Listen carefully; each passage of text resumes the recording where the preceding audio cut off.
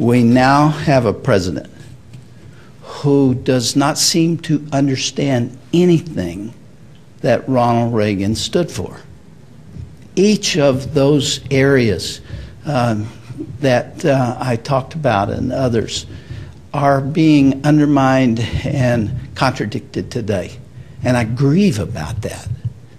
As much as I celebrated the progress that was made in the 1980s, I look at what's taking place today, and I don't believe there is a single policy decision that Barack Obama has made that I agree with. And many of them are terrifying in their implications. And today, our president seems to believe in peace through appeasement. I'm kind of a student of history, and it does remind me a bit of Neville Chamberlain. The kind of policies that are occurring now with the family are just breathtaking. In fact, folks, we're in greater danger right now, I think, than at any time since the Civil War. I will conclude with this, and I didn't write this for you. I wrote it for myself. And every now and then I just feel like I've got to put some words down to express what I'm feeling, and this is what I wrote. Maybe you will identify with it.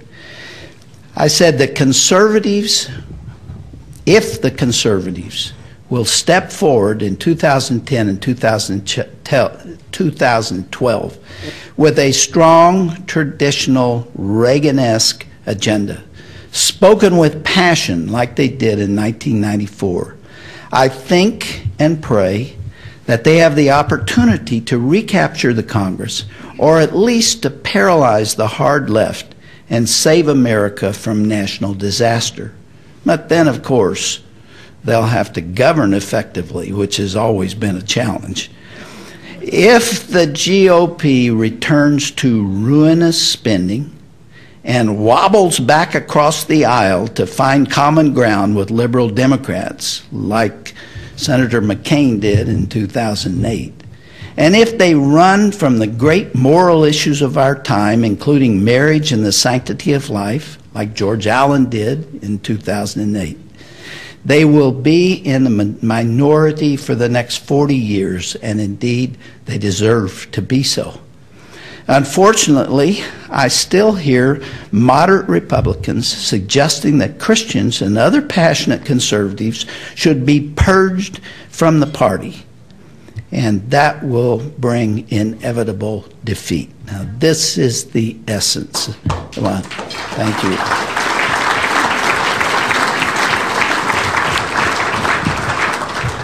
What this country desperately needs in coming elections are political candidates who love conservative principles, who believe in them, who can articulate and defend them to the public, men and women who cherish liberty and are willing to give their very lives for it, and will oppose the evil of liberalism, and will speak with conviction about the institutions of marriage and parenting, and will revere and uphold free enterprise and defend the Constitution.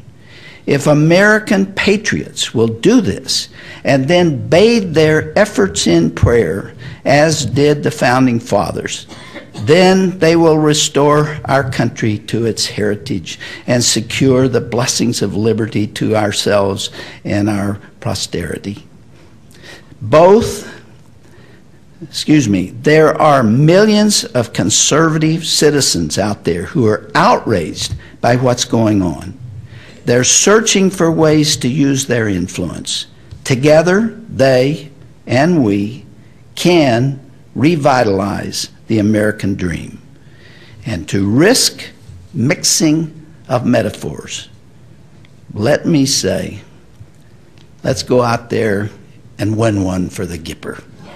Thank you, everybody. It was judges,